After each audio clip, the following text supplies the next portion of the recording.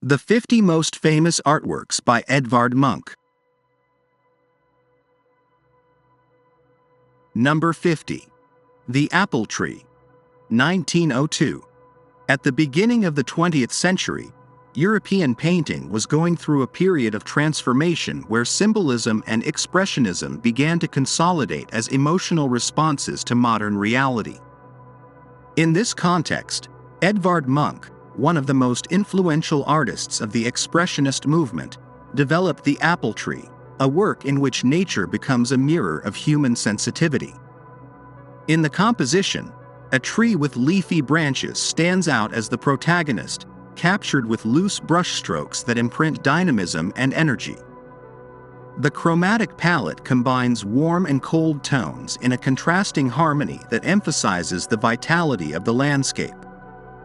Unlike his more disturbing works, the apple tree shows a more serene approach, although without abandoning the emotional intensity that defines his style. The vigorous brushwork and asymmetrical composition evidence his rejection of academic rules, while the choice of motif suggests an exploration of the cycle of life. The painting, far from being a simple landscape, is imbued with an introspective aura that reflects the link between nature and human psychology. The tree, with its twisted trunk and expanding foliage, could be interpreted as a metaphor for resistance to the passage of time, a recurring theme in the Norwegian artist's work. Munch painted this work at a time when his artistic explorations were evolving towards a freer synthesis of form and color. The influence of post-impressionism and symbolism is evident, but the unmistakable expressiveness of his stroke suggests a unique approach to the representation of nature. The force with which the painting conveys the essence of the tree makes this work a testament to Munch's talent for capturing emotionality in the everyday. Number 49. Self-Portrait in Hell, 1903. During the early years of the 20th century, Edvard Munch experienced a personal crisis that was deeply reflected in his art. Self-Portrait in Hell is one of his most striking works, where existential anguish is crudely depicted. The image shows Munch himself standing in an unreal, burning space, his skin reddened by a hellish heat that seems to consume him from within. The palette is reduced to dark, reddish tones, generating a strong contrast between the figure and the background, which reinforces the feeling of isolation and despair. In this self-portrait, Munch does not represent himself with the attributes of an artist, but as a man trapped in his inner torment. The emptiness that surrounds him suggests a psychological state rather than a physical setting, which emphasizes the symbolic nature of the work. The influence of symbolism is evident, but his gestural brushwork and anatomical distortion bring him closer to the expressionism that would mark his later production. The image does not seek traditional beauty, but rather the pure transmission of an emotion, hopelessness. The artist's rigid posture, with a stony expression, suggests a passive acceptance of his fate, as if he were condemned to his own torment with no possibility of escape. This painting is set in a turbulent period of Munch's life, when alcoholism and mental illness began to affect him significantly. Through this extreme representation of himself, the painter seems to recognize his own fragility and the suffering that accompanies it. However, beyond the personal drama, the work transcends the individual to become a powerful reflection on the human condition and the fight against internal demons. Number 48. The Sun, Mural Version, 1911. At the beginning of the 20th century, Edvard Munch was commissioned to decorate the Aula Magna at the University of Oslo, an ambitious project that led him to conceive a series of murals with an optimistic and symbolic vision of life.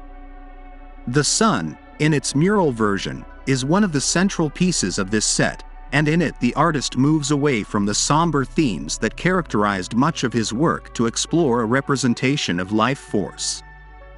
In this monumental painting, The sun appears as a radiant orb that dominates the composition, with its rays extending in all directions and filling the space with energy. The technique used in this work demonstrates Munch's evolution towards a more monumental and decorative style. Unlike his more intimate and tormented paintings, here he employs a vibrant palette of yellows, oranges, and blues, creating an atmosphere of luminosity that evokes the grandeur of nature. The composition is dynamic and conveys a sense of constant movement, as if the light were in perpetual expansion. The sun is not only an astronomical element, but a symbol of renewal and power, reflecting the influence of mythology and vitalist philosophy on Munch's artistic vision. The impact of this work on Munch's career is significant, as it represents a turning point where his art takes on a more hopeful tone. Although Munch never completely abandoned his explorations of anguish and mortality, the sun demonstrates his ability to also capture the strength and vitality of existence. The work, with its overwhelming intensity, not only illuminates the space in which it was conceived, but also encapsulates the transformation of an artist who, after years of internal struggle, found in nature a source of renewal and meaning. Number 47. The Dance on the Beach. From 1899 to 1900. At the end of the 19th century, Edvard Munch's work The Beach Dance reflects the artist's deep exploration of human emotions and their interaction with the natural environment. Created in a period when Munch was developing his expressionist style, this painting captures a coastal scene enveloped in an aura of dreaminess and symbolism. The context of the work is linked to the growing fascination of the time with the subconscious and psychology, influences that Munch absorbed from his contacts with the European symbolist movement. The beach, a recurring motif in his work, here becomes an ethereal setting where the characters seem caught between the melancholy and lightness of dance. From a technical standpoint, Munch employs loose brushstrokes and a cool, contrasting color palette, with a marked preference for blue and ochre tones that suggest dusk. The dynamic composition features barely outlined figures that convey an almost ghostly sense of movement, anticipating 20th century expressionism.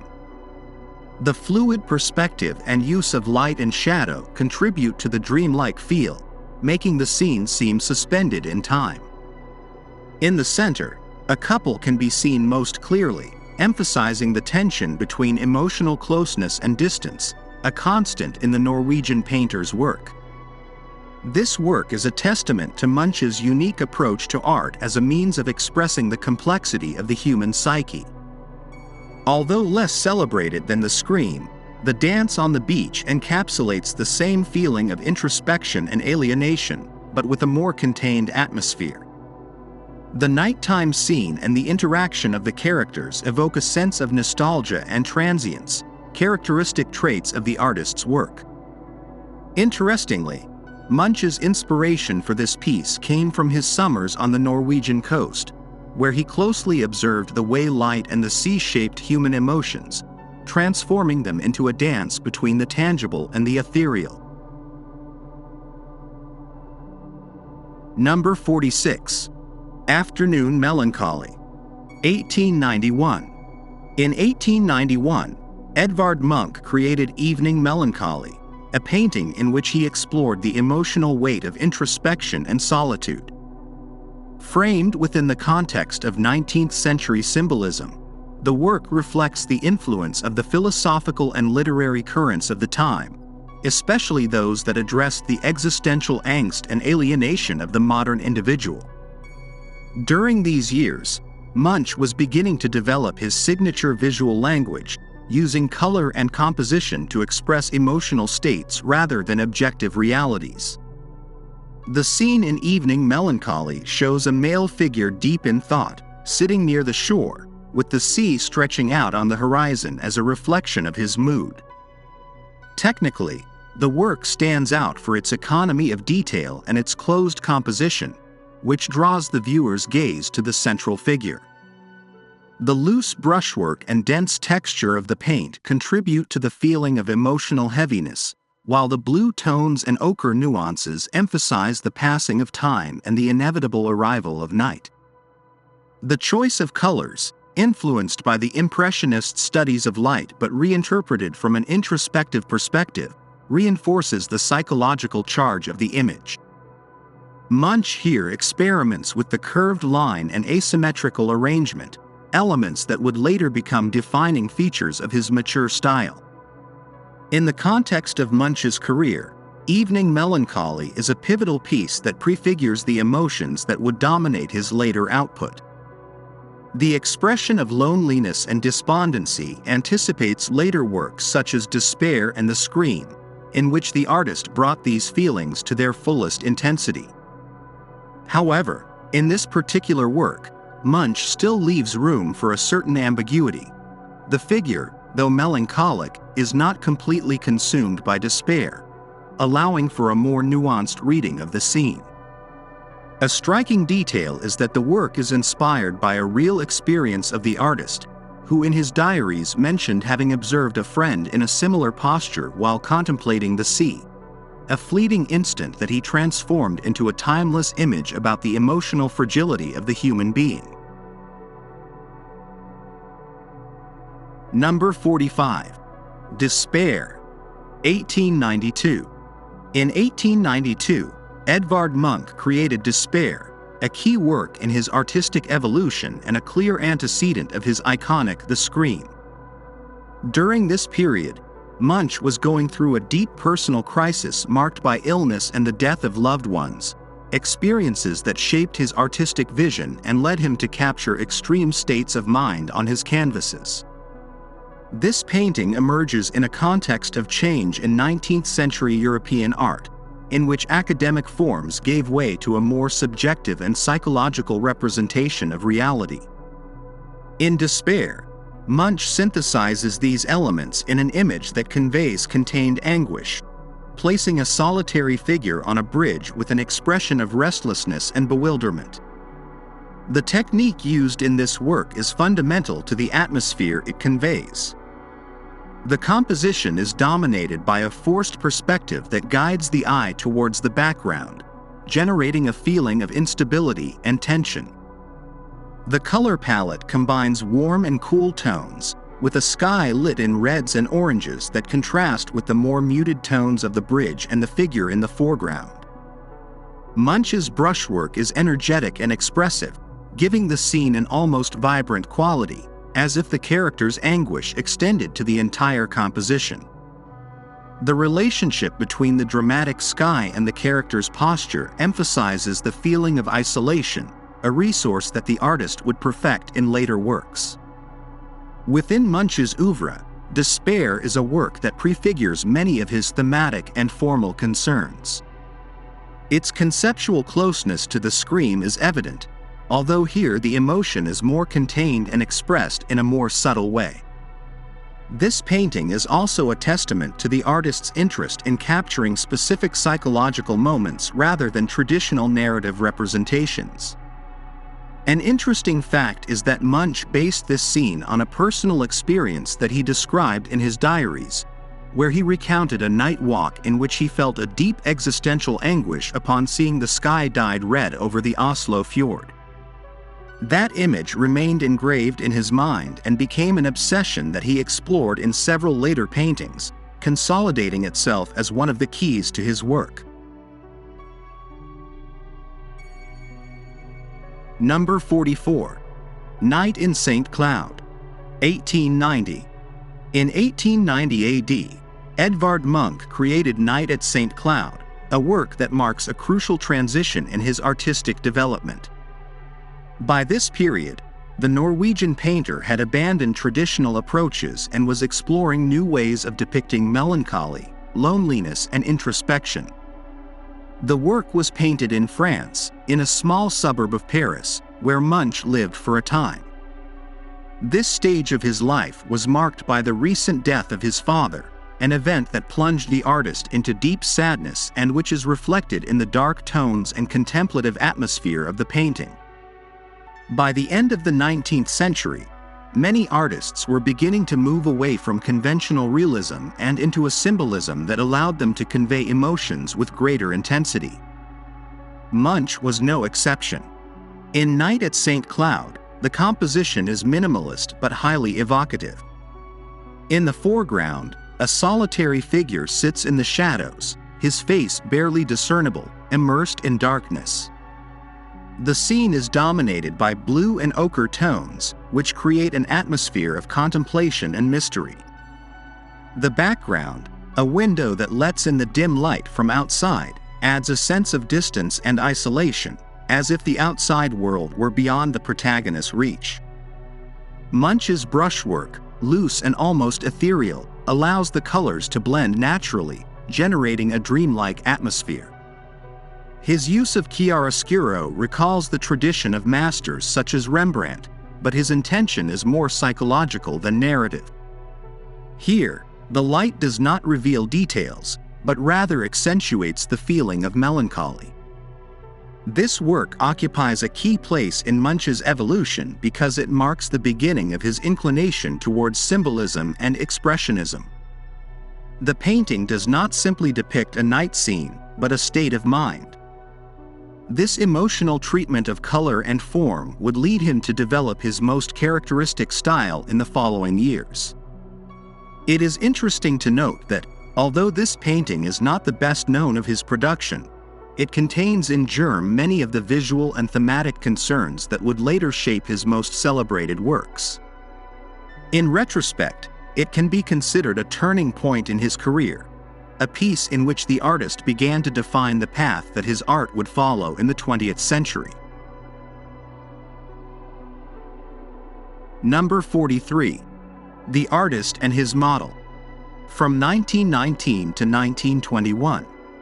Between 1919 and 1921 AD, Edvard Munch painted The Artist and His Model, a work that captures the essence of the relationship between the creator and his muse at a key moment in his career. By then, Munch had already consolidated his artistic identity, and his production was marked by an intense expressiveness and a formal freedom that challenged the pictorial conventions of his time. At the beginning of the 20th century, the influence of Expressionism was spreading rapidly in Europe, and Munch, as one of its main exponents, increasingly explored the relationship between art and the human psyche. This painting reflects his interest in the act of creation, but also in the latent tension between observation and inspiration, between object and subject. The composition of the artist and his model is deliberately asymmetrical, with space dominated by the contrast between the male and female figures. The artist, standing, seems to contemplate his work or his model with a mixture of distance and fascination. The model, on the other hand, is in a passive attitude, like an element of the scene that at the same time seems unattainable.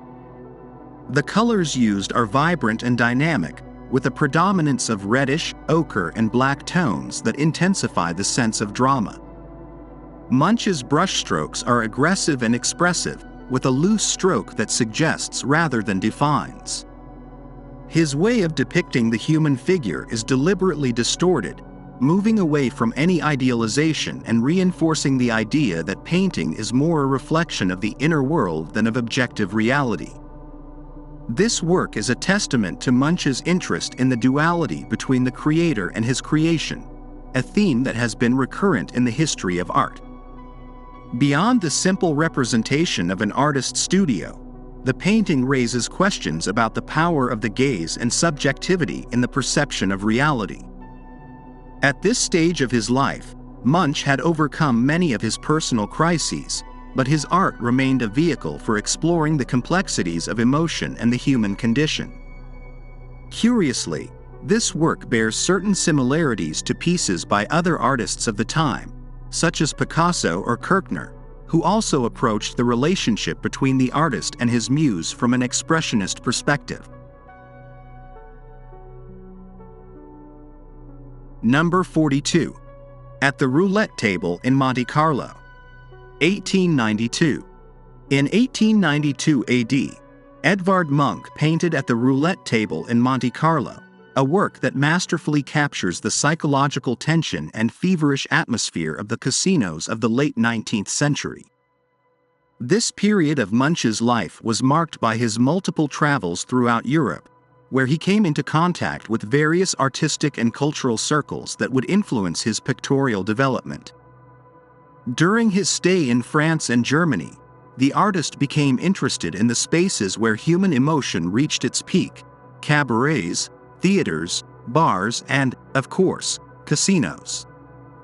In Monte Carlo, Munch found a vibrant, dramatic atmosphere that perfectly suited his exploration of anxiety, obsession, and uncertainty. In this painting, the viewer witnesses a scene that seems suspended in time. A group of characters surround a gaming table, each immersed in their thoughts and expectations.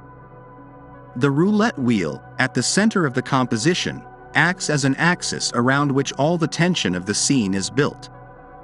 The colors used are intense and contrasting, with deep greens, bright reds, and marked shadows that accentuate the sense of urgency. Munch succeeds in capturing the emotional fragility of the players, whose faces reflect a mixture of hope and despair. The rapid and nervous brushstrokes reinforce the feeling of uneasiness, as if each stroke were a reflection of the unpredictable movement of the roulette wheel. This work is significant in Munch's artistic development because it demonstrates his ability to transform an everyday scene into an exploration of human psychology. Unlike other painters of the time who portrayed nightlife from a more decorative or anecdotal perspective, Munch is interested in extreme emotional states. The game of chance, with its promise of fortune or ruin, becomes a metaphor for existence itself, in which fate is uncertain and emotions oscillate between euphoria and despair. The most curious thing about this work is that, although it seems to capture a specific moment, its strength lies in its universality. The roulette wheel keeps spinning, like life itself, with no one able to predict its outcome. Number 41. The Tree of Life, 1910. At the beginning of the 20th century, Edvard Munch was consolidating his visual language, where symbolism and emotion transcended mere pictorial representation. The Tree of Life, painted in 1910 AD, is a deeply metaphorical work that encapsulates the artist's vision of existence, the life cycle, and human nature. By this time, Munch had already overcome the periods of greatest emotional torment that marked his youth, and his creations reflected a more contemplative approach to life. This painting is part of a context of personal and artistic renewal, when the Norwegian was experimenting with a brighter palette and a visual structure that evoked both mysticism and the existentialist philosophy predominant in the 20th century, a time when Europe was witnessing profound cultural and scientific changes. The work presents a tree with sinuous and dynamic shapes that seems to merge with its surroundings, adopting characteristics that recall both human figures and the flow of nature itself. The choice of color is key in the composition. Warm tones mix with cold shadows, generating a feeling of harmony and struggle at the same time. The influence of Art Nouveau is evident in the organic forms that unfold on the canvas, although Munch does not limit himself to following trends, but rather transforms them to express his own vision of the world. Technically, energetic brushstrokes can be seen that give vitality to the scene, while the use of negative space enhances the feeling of an endless flow, a metaphor for eternity that seems to be a recurring theme in his later work. In Munch's career, The Tree of Life stands out for its introspective character and its evolution towards a less distressing symbolism than in his previous years. Its legacy lies not only in the visual power of the painting, but in its ability to transmit the inevitable interconnection between life and death without resorting to the despair that permeated his previous works. The work, in this sense, becomes a pictorial meditation on the continuity of existence, revealing a facet of the artist in which contemplation replaces anxiety. It is interesting to note how, within his writings, Munch mentioned the tree as a symbol of destiny, a recurring image in various mythologies and which here takes on a personal nuance, linked to his own perception of time and human experience. Number 40. Golgotha, 1900. At the dawn of the 20th century, Edvard Munch was in one of the most turbulent periods of his life, a time when his painting was charged with heightened drama and an intensely subjective vision of human suffering. Golgotha, created in 1900 AD, is a testimony to this phase of emotional crisis and symbolic exploration. The choice of subject is not accidental, as Munch transforms the biblical scene into a deeply personal vision of sacrifice and social condemnation. In a context where Expressionism was beginning to gain strength in Europe, this work aligns with the philosophical and psychological concerns that would mark 20th century art. More than a religious representation, Golgotha is an allegory of isolation and collective judgment, recurring themes in the Norwegian artist's work. The painting presents a disturbing composition where the central figure, identifiable as Christ, is surrounded by hostile faces that observe him with a mixture of contempt and coldness. The expressiveness of the faces is key in building the dramatic tension, with empty eyes and distorted gestures that evoke a feeling of unquestionable judgment. Munch uses marked color contrasts to underline the anguish of the scene. The intense red of the background suggests a devouring fire or the imminence of tragedy, while the dark tones accentuate the feeling of oppression. The agitated brushstrokes and the deformation of the figures respond to the need to transmit a raw emotion rather than a realistic representation. From the point of view of his artistic evolution, Golgotha is an example of the process by which Munch transferred his own experiences to the canvas. His life was marked by the feeling of alienation, and this painting is a reflection of his constant struggle with rejection and suffering. Through this reinterpretation of martyrdom, the painter offers a universal vision of human vulnerability in the face of external judgment. Years later, Munch would mention that his own life had been a constant crucifixion, a confession that gives this work an even more personal and moving nuance. Number 39. Young Woman on the Seashore, 1896. By the latter part of the 19th century, Edvard Munch had already defined an aesthetic that fused symbolism with an unmistakable emotional introspection.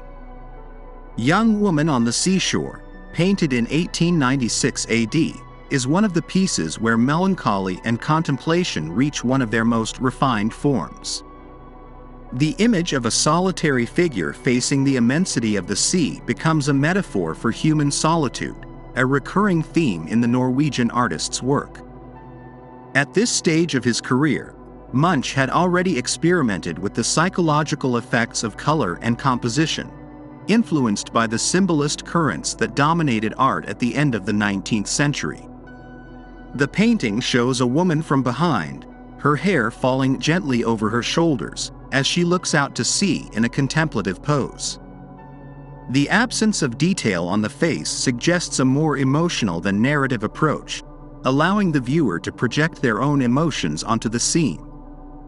Cool tones dominate the composition, with deep blues and muted greens creating an atmosphere of introspection.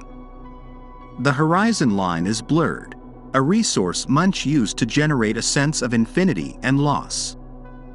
The brushstrokes, although loose, maintain a harmony that conveys serenity, differentiating it from his more turbulent works. Within Munch's evolution, this painting represents a phase in which his interest in psychology and human emotion was manifested with greater subtlety. Instead of the extreme drama of other works, here silence takes center stage, suggesting a more contained but equally powerful sadness.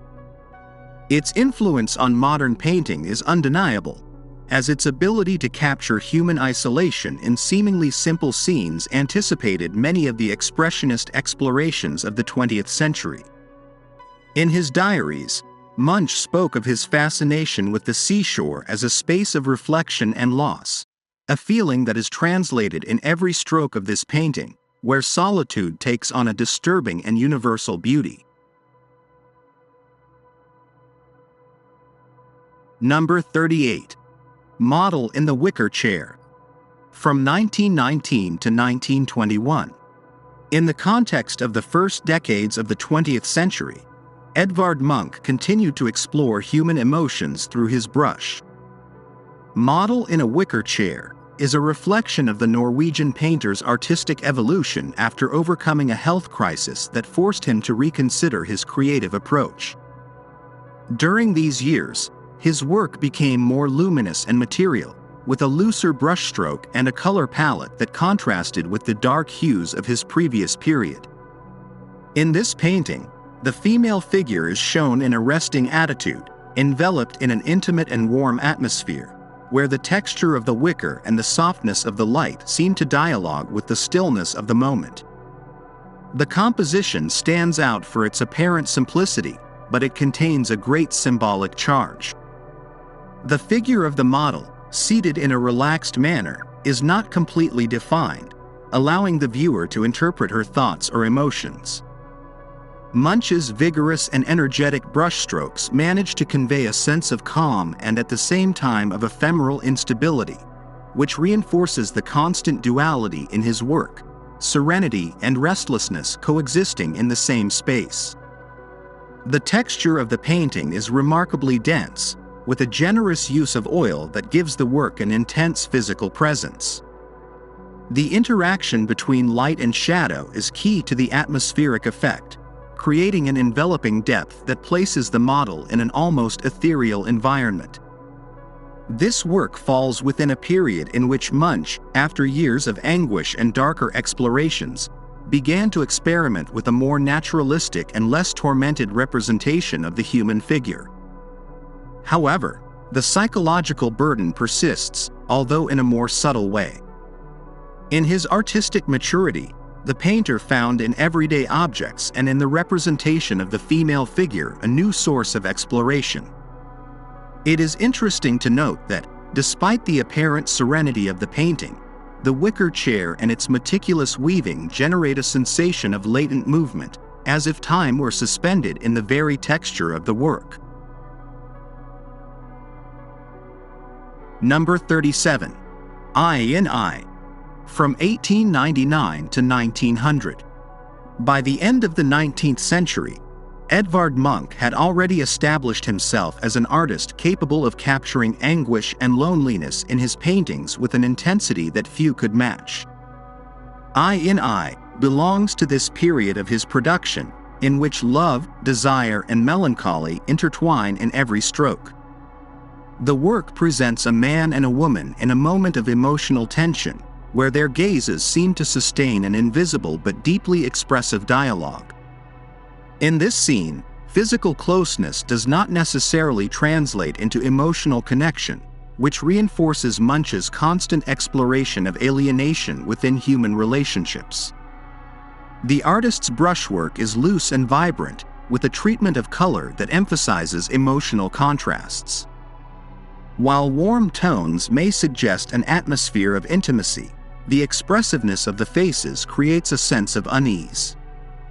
Munch uses a closed, almost claustrophobic composition to focus all attention on the latent tension between the characters. The lack of detail in the background accentuates the psychological charge of the encounter, making the scene feel almost like a fragment of a dream or a vague memory. Within Munch's oeuvre, this painting represents a continuation of his exploration of the psychology of love and the anguish of existence. Themes such as passion, despair, and unfulfilled desire were recurrent in his work, and in Eye, they are encapsulated in a particularly evocative way. It is interesting how the artist manages to capture emotional complexity with a visual language that dispenses with explicit narrative elements. Here, the true meaning is found in the nuances of expressions and in the way the glances seem to speak for themselves. Number 36. Tomorrow, 1884.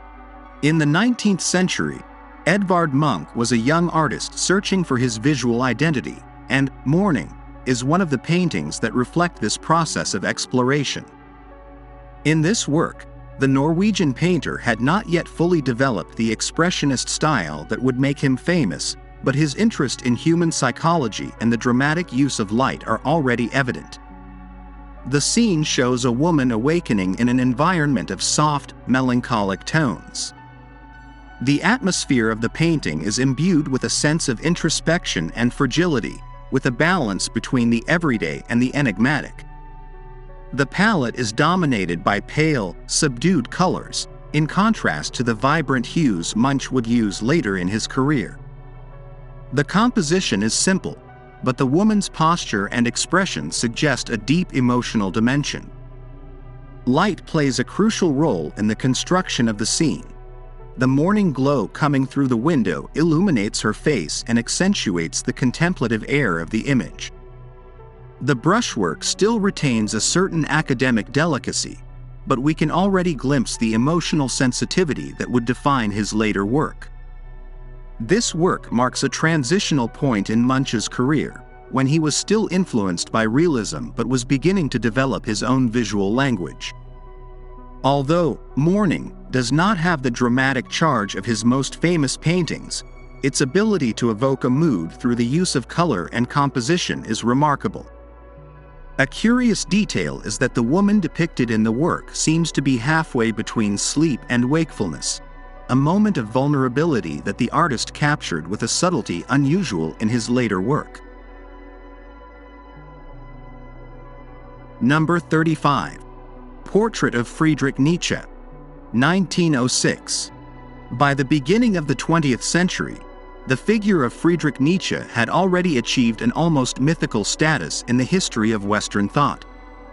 His philosophy, marked by a break with traditional morality and an exploration of the concept of the Superman, resonated with the existentialist vision that was beginning to take shape in European culture. Edvard Munch, deeply influenced by the philosopher's ideas, found in his portrait an opportunity to capture not only the image of a man, but the reflection of a mind that had transformed modern thought. Munch did not know Nietzsche personally, as the philosopher had died in 1900, but he captured his essence with an expressiveness that transcends conventional representation. The work is characterized by a somber color palette and brushwork that seems to vibrate with the inner tension of the character. Nietzsche's face emerges from a diffuse, almost spectral background, as if caught between materiality and pure thought. Munch emphasizes the eyes, giving them an intensity that reflects the philosopher's intellectual storm. The technique used, with superimposed layers of paint and an energetic stroke, gives the work a disturbing dynamism. This portrait is not intended to be a photographic reflection, but rather an emotional and psychological interpretation of the subject. The brushwork, aggressive at times, reinforces the feeling of a man who fought against his own limits until he was consumed by his own genius. In the context of Munch's career, this portrait falls within a period in which the artist was exploring the representation of iconic figures of Western culture. Although Munch is best known for his introspective works and his ability to capture human anguish, this portrait is proof of his interest in the psychology of the individual and its impact on society. Curiously, the representation of Nietzsche in this work moves away from more conventional portraits, presenting the philosopher as an almost spectral figure, on the verge of dissolution. This vision, marked by the artist's subjectivity, reinforces the idea that Nietzsche's immortality lies not in his physical presence, but in the legacy of his ideas, which continue to generate debate to this day. Number 34. The Old Fisherman, 1897. In the 19th century, the sea was not just a geographical space, but a symbol of struggle, survival, and mystery for coastal societies in Europe. Edvard Munch, who grew up in an environment where nature and isolation were fundamental elements, found in the figure of the fisherman an ideal motif to explore the relationship between man and his destiny. The Old Fisherman is a work that transcends the traditional representation of the trade to become a psychological study of old age, resilience, and the imminence of death. Munch does not limit himself to portraying a sea worker, but turns his face into a map of emotions and experiences. The composition of the work is simple but powerful. The old man's face dominates the canvas, with an expression that oscillates between resignation and introspection. His lost gaze and the rough texture of his skin suggest a life of arduous effort, marked by the struggle against nature. The color palette, dominated by ochre and blue tones, reinforces the feeling of melancholy and loneliness. Munch's brushstrokes, far from being meticulous, remain in his characteristic expressionist style, with loose strokes and layers of paint that give the work a vibrant energy. Through this technique, the artist manages to convey the harshness of existence and the inevitable erosion of time. For Munch, this painting was not just a depiction of old age, but a meditation on human frailty. During this stage of his career, the artist was exploring the connection between humans and their environment, often using solitary figures to emphasize the feeling of alienation. In The Old Fisherman, this idea is reinforced by the absence of narrative elements. There is no visible sea, no nets or boats, just a face speaking for itself. Ironically, although the work presents an image of isolation, it also embodies a universal truth. Life, in its final stage, becomes a reflection of everything that has been and everything that will no longer be. Number 33. Inheritance. From 1897 to 1899. The end of the 19th century was marked by a growing social and scientific concern about diseases and their transmission. Syphilis, in particular, became a symbol of decadence and punishment in the European morality of the time. Inheritance is one of Edvard Munch's most disturbing works, in which he addresses this theme with a crudeness unusual even for his expressionist style. The painting shows a mother holding her sick child, an image that embodies suffering and hopelessness with heartbreaking intensity. Through this scene, Munch exposes the consequences of a society caught between desire and guilt, a tension that he himself experienced closely due to his family environment marked by illness and loss. The drama of the work lies in its direct, unadorned composition. The mother, with a gaunt face and a helpless expression, holds the child, whose pale skin and vacant gaze suggest an ephemeral existence. Munch employs a limited color palette, in which greenish and yellowish tones reinforce the sense of illness and decay.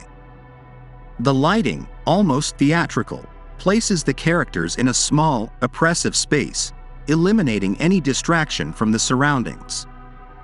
The brushwork, as in many of his works, is rough and anguished, a reflection of the pain that inhabits the scene.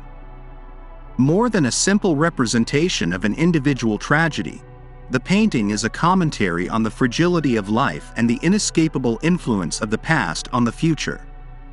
In Munch's career, this work occupies a crucial place, as it illustrates his interest in taboo subjects and his ability to depict human suffering with brutal honesty. Unlike other painters who approached pain with a more idealized approach, Munch does not seek to embellish tragedy, but to show it in all its rawness. Inheritance is not only a reflection of the artist's personal anguish, but also a social critique at a time when science was beginning to challenge moral narratives about disease.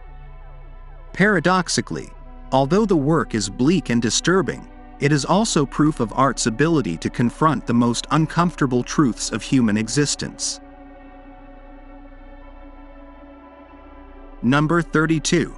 Moonlight. 1893. At the end of the 19th century, European painting was undergoing a transformation, with the consolidation of symbolism and the emergence of new forms of expression. Within this context, Edvard Munch explored in Moonlight a deeply emotional vision of the landscape, moving away from traditional naturalism to capture an atmosphere charged with subjectivity. In this work, the coastal environment of Norway is presented under an enigmatic light, where the cold tones and the dim nocturnal luminosity evoke a feeling of melancholy. The reflection of the moon in the water and the silhouette of the trees reinforce an aura of solitude, a constant in Munch's artistic production. Technically, the painting displays the artist's characteristic free and expressive brushwork, with a vibrant texture that brings the scene to life. The colors do not faithfully imitate reality, but are organized to convey a latent emotion. A range of dark greens and blues predominate, crossed by a flash of white that represents moonlight, achieving an almost dreamlike composition. Through this restricted palette, Munch establishes a sense of introspection, anticipating the development of Expressionism in the 20th century. The unconventional perspective directs the gaze towards the sea and the horizon, inviting silent contemplation. This work falls within a period of experimentation in Munch's career, when his thematic concerns were beginning to solidify around existential anguish and the ephemeral nature of life. Moonlight is not just a representation of a nocturnal landscape, but a manifestation of the artist's emotional state, marking a midpoint between his first pictorial explorations and his expressionist maturity. It is a key piece to understand how the symbolism of the late 19th century influenced his evolution, consolidating an aesthetic that would later be crucial in 20th century art. Number 31. Red and White. From 1899 to 1900. At the turn of the 20th century, Edvard Munch continued to delve deeper into the exploration of human emotions through color and composition. In Red and White, the artist abandons any attempt at strictly realistic representation to construct a scene in which chromatic contrasts take center stage. Here, two female figures are opposed not only in their clothing, but in the expression of their presence. One, in white, seems to radiate calm and purity. The other, in red, embodies a passionate and disturbing force. The physical distance between the two underlines an underlying tension, reflecting one of the recurring themes in Munch's work, the complexity of human relationships. The use of color is key in constructing the meaning of the work. White and red are not simply aesthetic choices, but elements of a symbolism loaded with meaning. Munch's painting technique, with long and expressive brushstrokes, further emphasizes the emotional character of the scene. The simplification of the faces and figures reinforces the universality of the message, leaving aside any intention of an individualized portrait. The composition, with its slightly unbalanced arrangement, contributes to a feeling of uncertainty, a characteristic feature of the Norwegian's artistic production. This painting is located at a crucial moment in the artist's evolution, when his expressive language reached a high degree of maturity. Red and White condenses in a single image the concerns that Munch would develop over decades: the duality between desire and innocence, the fragility of emotions, and the inevitable distance between human beings. The psychological tension that he manages to transmit through pictorial means positions him as a precursor of Expressionism, a movement that would dominate the 20th century and would find in his work an unavoidable reference. Number 30. The Four Sons of Dr. Lind. 1903. In the early years of the 20th century, Edvard Munch received commissions that allowed him to consolidate his pictorial style without abandoning his characteristic psychological charge. The Four Sons of Dr. Lind is a significant example of this stage, in which the group portrait becomes a study of the personality of the subjects represented. Instead of resorting to a conventional arrangement, Munch presents the children in a composition that defies traditional symmetry, placing each figure with a particular gesture and expression. Far from idealizing childhood, the painter conveys a sense of introspection and individuality, suggesting that each child contains his own inner world. From a technical point of view, the work combines solidity of contours with softness of colors, achieving a balance between structure and emotion. The color palette is vibrant but harmonious, with warm tones contrasting with the dark nuances of the background. The application of paint, with visible brushstrokes and a slightly diffuse texture, gives the work a dynamic character, in tune with the energy contained in the subjects. Munch does not limit himself to capturing the physical appearance of the children, but seeks to convey their temperaments through the expressiveness of their faces and the posture of their bodies. This group portrait not only stands out within Munch's oeuvre, but also reflects the influence of psychology on 20th century art.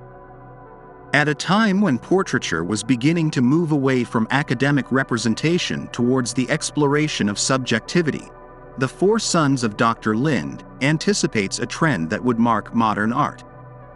Through this work, Munch demonstrates that even within a formal commission, it is possible to imbue a unique emotional depth, cementing his place as one of the most innovative artists of his time.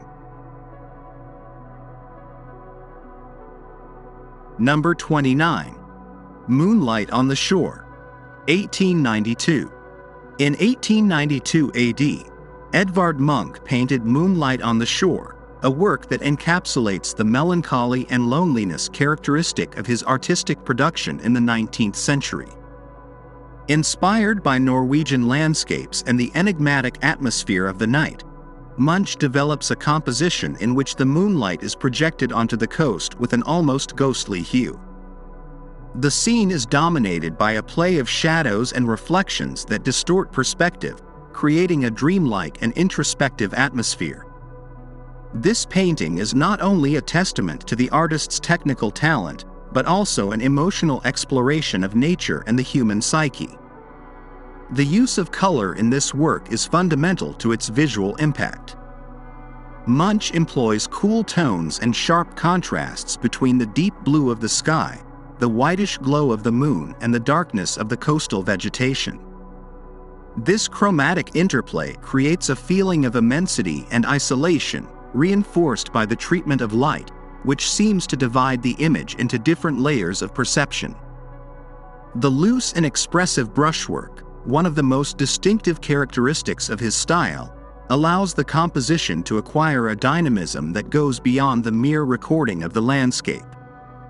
Each stroke seems to suggest an emotional state, turning the landscape into a reflection of the artist's subjectivity. This work is part of a crucial period in Munch's career, when he was beginning to consolidate his expressionist style, moving away from traditional representation. Furthermore, in 1892 AD, Munch took his art to Berlin, where his exhibition generated great controversy, which ultimately boosted his international fame.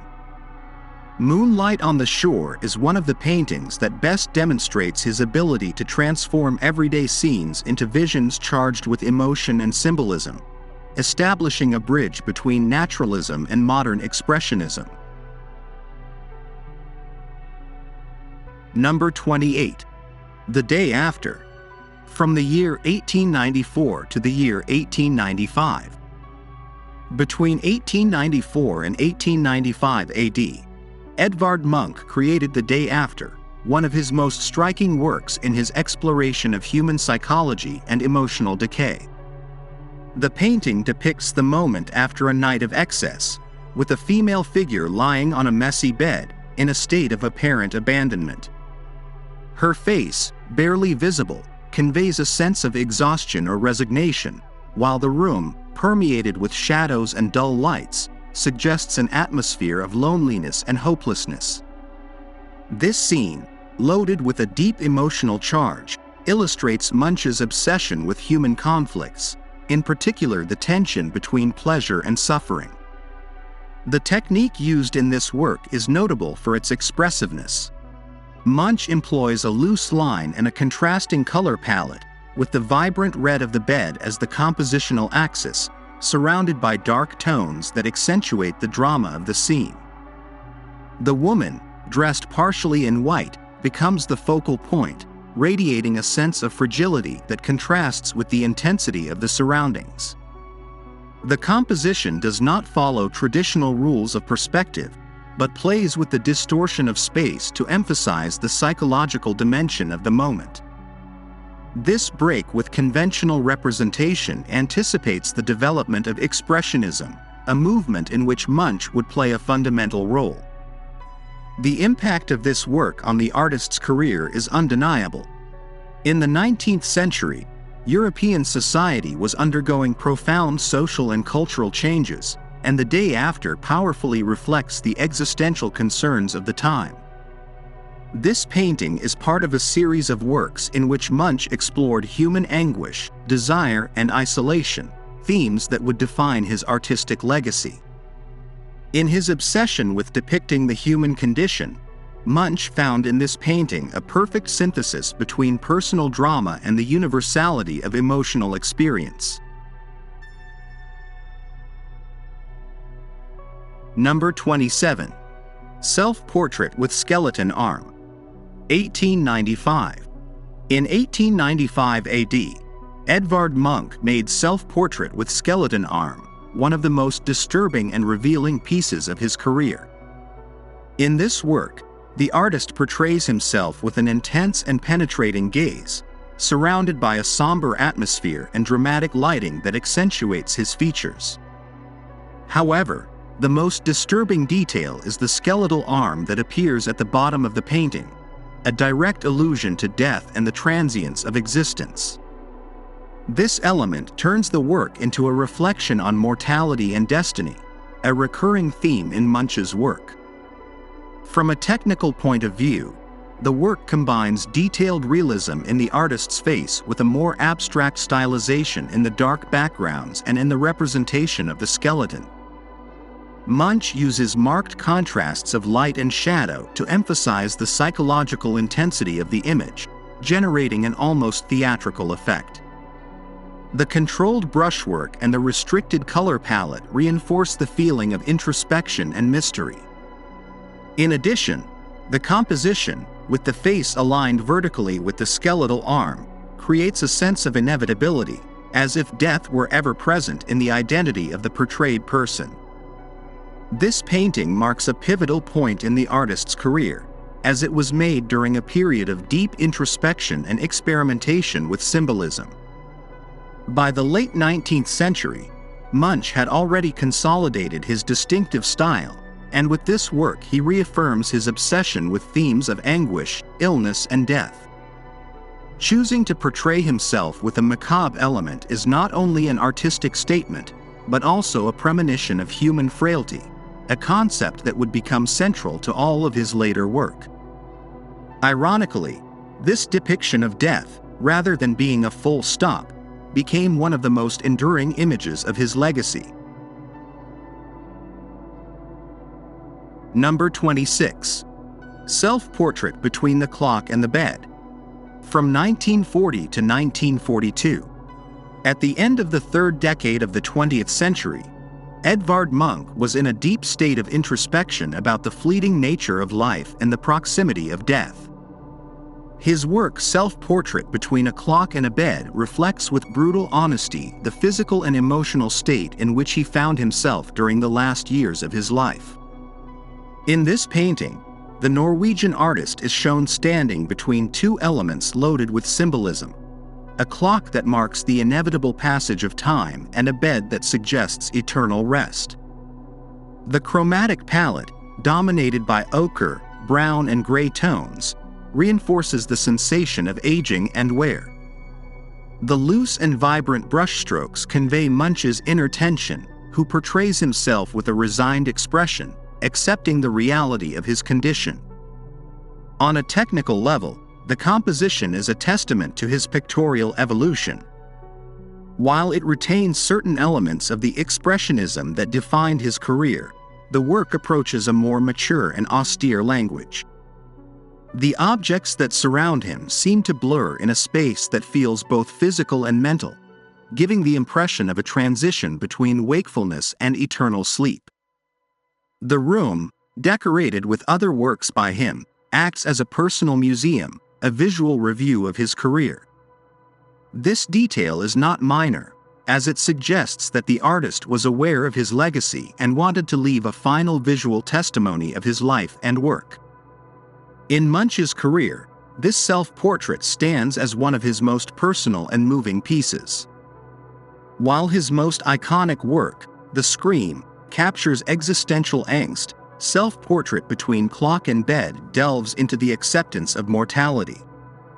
Its influence on contemporary art is notable, as later artists have turned to this type of autobiographical reflection to explore aging and decay.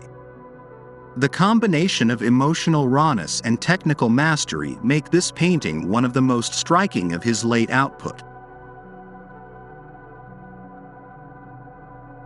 Number 25. The Storm, 1893. In the last decade of the 19th century, European art was undergoing a transformation, and Edvard Munch became one of the most innovative figures of the day. The Storm, painted in 1893 AD, is one of his most enigmatic and atmospheric works, where nascent expressionism blends with a deep psychological sensitivity. In the scene, a group of female figures stand, enveloped in a pale, spectral light, while the wind shakes their surroundings. The dark sky and cold colors convey a sense of impending catastrophe, intensifying the emotional charge of the work. The use of light in this painting is fundamental. Munch creates a strong contrast between the ethereal whiteness of the women and the density of the night, achieving a sense of isolation and vulnerability. The loose brushstrokes and the distortion of forms reinforce the impression of a world in constant change, in which nature and the human psyche are intertwined. Although the storm is a physical phenomenon, Munch makes it a symbol of the inner turmoil of his characters, a resource that he would use repeatedly in his career. This technique of expressing the emotional through the natural environment became one of his hallmarks and would mark the development of expressionism in the 20th century.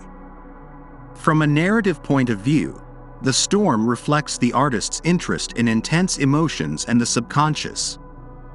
Munch was influenced by symbolist literature and the emerging psychology of his time, which translates into the scene's atmosphere of mystery and anxiety. His approach to anguish and isolation had a profound impact on later artistic movements, such as German Expressionism. The image of these spectral figures caught in the storm remains one of the most evocative depictions of human fragility in the face of uncontrollable forces. Number 24. Workers on the Way Home, 1914. In the early years of the 20th century, the world was on the brink of unprecedented transformation. Industrialization was proceeding at an accelerated pace, and World War I would radically change society and art. Against this backdrop, Edvard Munch created Workers on the Way Home, a work that moves away from his harrowing psychological explorations to focus on a raw depiction of working-class life. In the scene, a group of workers march forward en masse, with vacant stares and rigid bodies, conveying a sense of exhaustion and alienation. The dark, earthy color palette emphasizes the monotony of their existence, while the expressive brushstrokes lend an air of urgency and hopelessness. Munch here takes a less introspective and more social approach. The composition, with figures moving forward in an almost mechanical movement, evokes the idea of a depersonalized mass, absorbed by the routine of industrial work. In contrast to his more subjective works, in which individual emotion is the focus, this painting highlights the collective experience and condition of the working class. However, his expressionist style is still present in the way the figures seem compressed within the pictorial space, trapped in an inevitable fate. The sense of alienation and wear and tear is palpable, reflecting the harsh reality of workers at that time. In Munch's career, Workers on the Way Home stands out as one of his most socially engaged works. While his legacy is marked by his exploration of existential angst, this painting demonstrates his ability to capture the harshness of the modern world.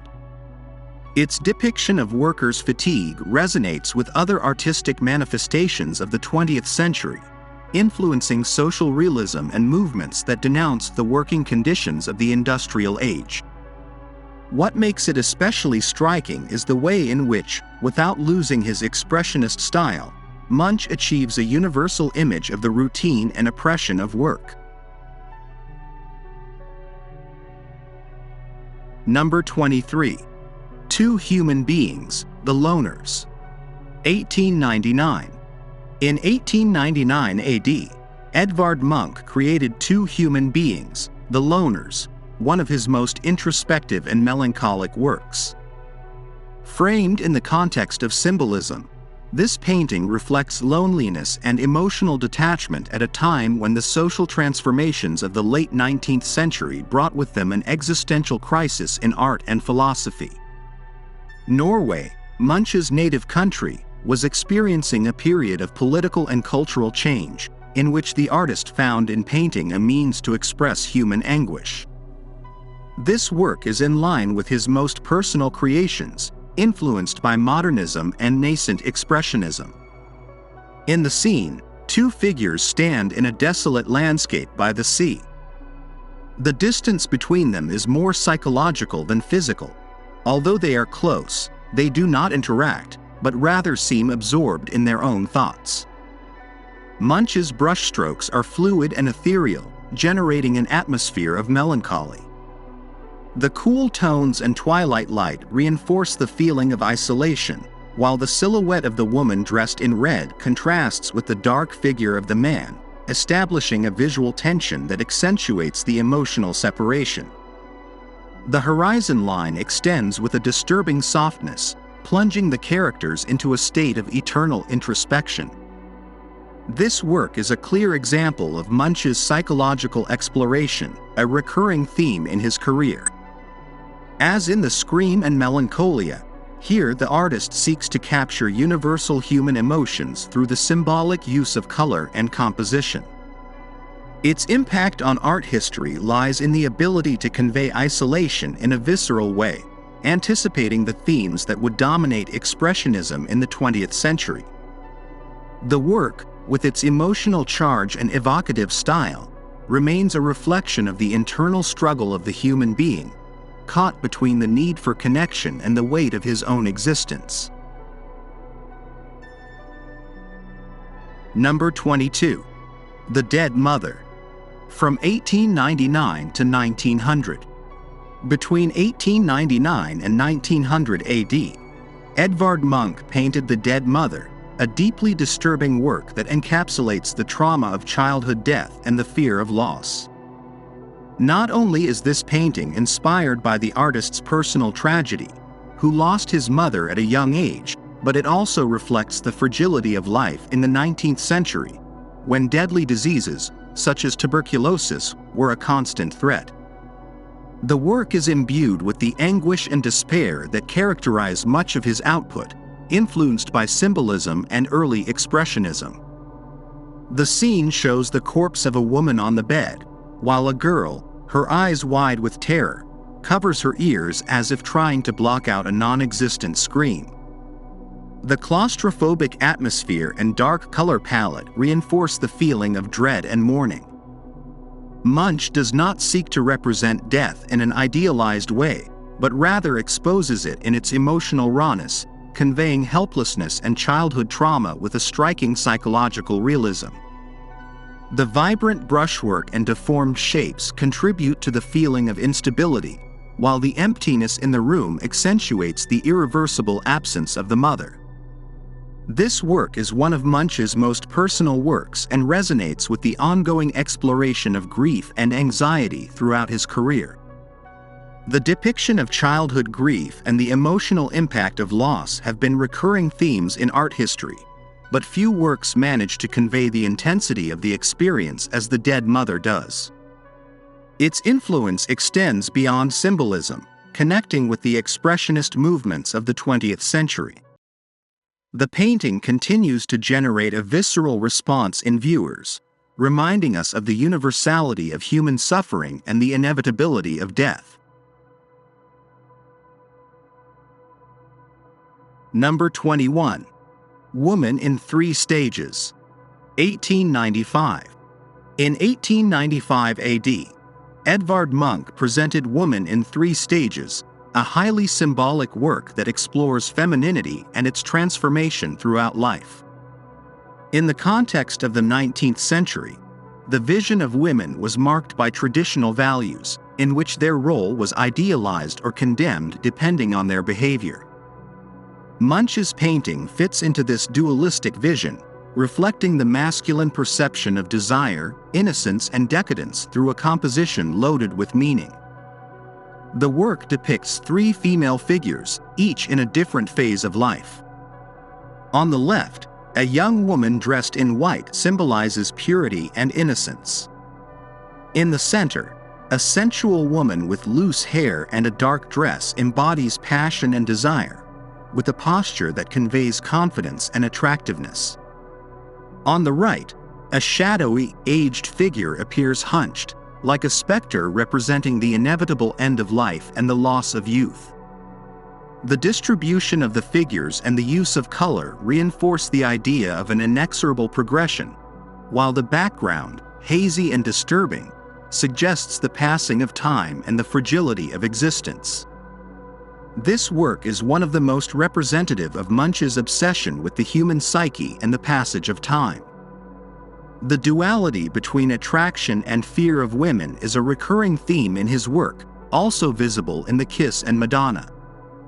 In this sense, Woman in Three Stages anticipates the exploration of symbolism in the 20th century, influencing numerous expressionist artists.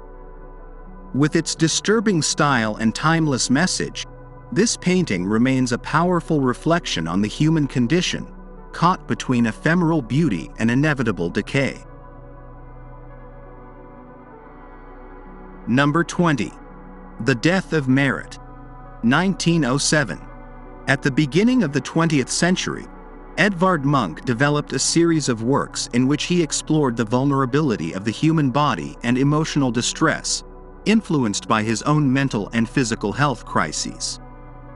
The Death of Merit, painted in 1907 AD, falls within this period of artistic maturity, where the Norwegian artist reinterpreted a historical episode with a personal and disturbing vision.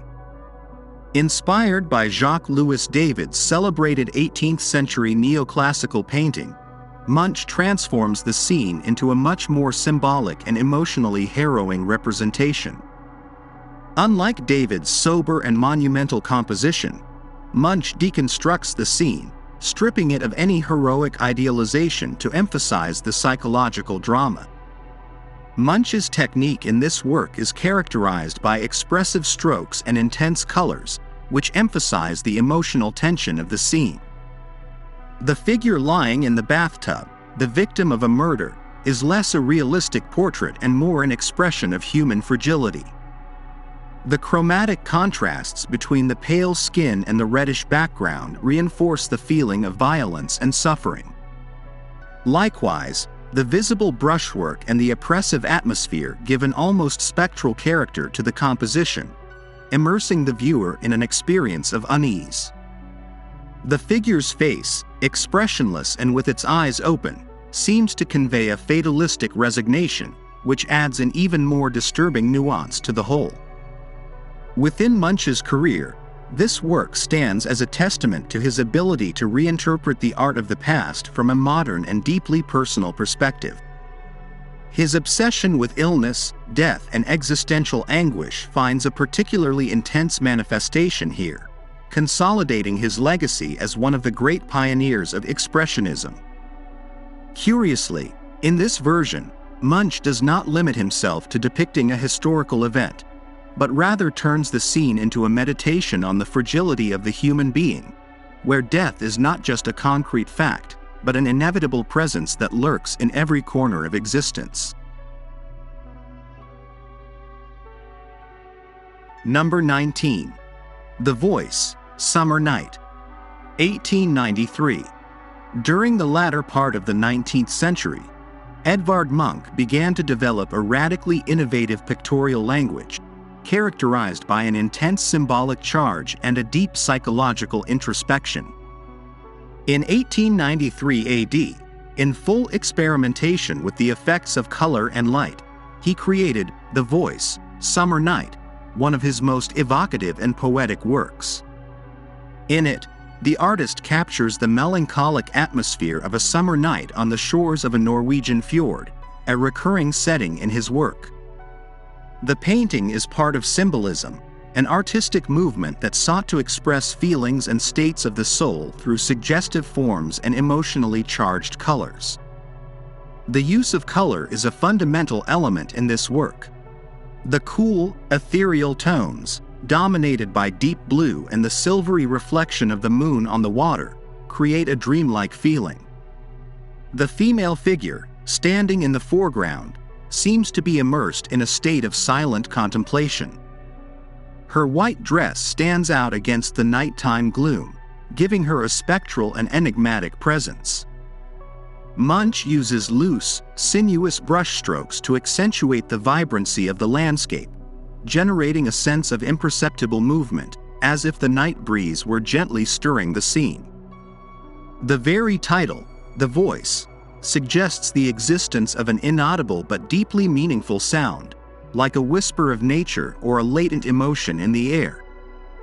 Within Munch's oeuvre, this painting reflects his constant interest in capturing moods through landscape and the human figure. The image of a solitary woman in a mysterious setting recurs in several of his compositions, functioning as a metaphor for longing, introspection, and loneliness. This painting, in particular, encapsulates the feeling of a night in which beauty and eeriness coexist in an almost supernatural balance. What is most intriguing is how Munch manages to convey the idea of a sound without needing to visually capture it, a feat that can only be achieved through the mastery of symbolic art. Number 18. Separation. 1896. In the context of 19th century art, few painters managed to capture emotional anguish with the intensity and honesty of Edvard Munch. In 1896 AD, in the midst of developing his most personal style, the Norwegian artist created Separation, one of his most moving works and representative of emotional rupture. As in many of his paintings from this period, Munch uses the love relationship as a starting point to explore pain and loss. The image is marked by a strong symbolic charge, in which the fragmentation and distance between the characters reinforce the feeling of emotional rupture. Munch's pictorial language in this work is unmistakable. Contrasting colors and distorted shapes underline the emotional intensity of the scene. The male figure in the foreground, who seems consumed by grief, is presented with a gaunt face and a rigid body. His dark hair seems to vanish into the air, as if he is losing part of himself in the process of separation. In the background, a woman dressed in white walks away, her silhouette blurred in the landscape, accentuating the feeling of distance. Munch uses sinuous lines and vibrant colors to manifest the tension between the two characters, conveying a feeling of irremediable loss. This painting is part of Munch's extensive cycle of works in which he addressed the theme of love and its devastating consequences. Part of his Frieze of Life, a series depicting various emotional stages of human beings, Separation is one of the key pieces to understand his exploration of the human psyche. His ability to express universal emotions through personal iconography has made this work endure as a timeless testimony to the suffering of love.